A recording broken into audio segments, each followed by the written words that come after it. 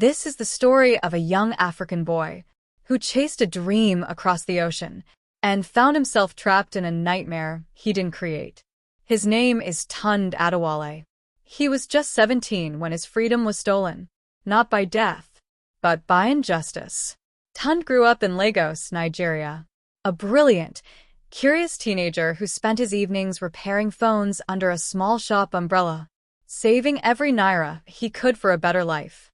His dream was simple: to study computer engineering abroad, to make his mother proud, and to prove that talent could come from anywhere.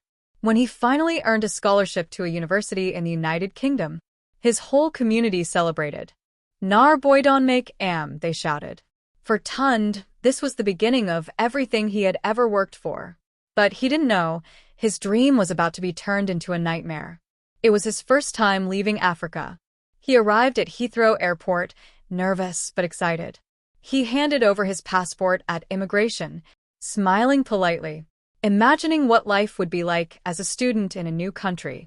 Then everything changed. The officer scanned his passport. A red light flashed. The man's face hardened. Within minutes, Tunde was surrounded. Accused of traveling with a fake passport, linked to a human trafficking ring. He tried to explain. He showed them his visa, his scholarship letter, even his school admission email. But one officer said, "You Africans always have a story." That night, Tunde slept on a cold floor, behind bars, in a foreign country, for a crime he didn't commit. Days turned into weeks. Weeks turned into months. His case finally went to court.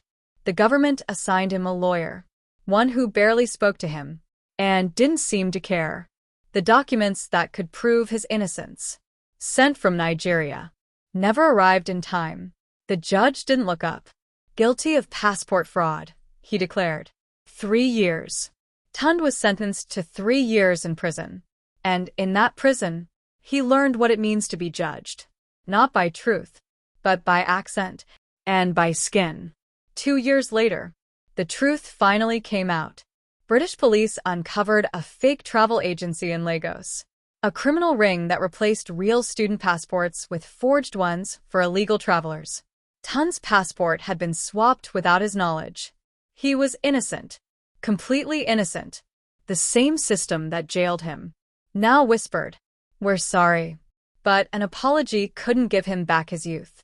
When Tunde finally stepped out of prison, he was 20 years old.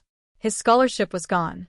His dreams shattered, but his spirit still alive. He returned to Lagos and started something new, a foundation that helps young Africans verify scholarships, documents, and travel papers before leaving home. He called it Clipchamp. His mission? To make sure no one's dream becomes a prison sentence.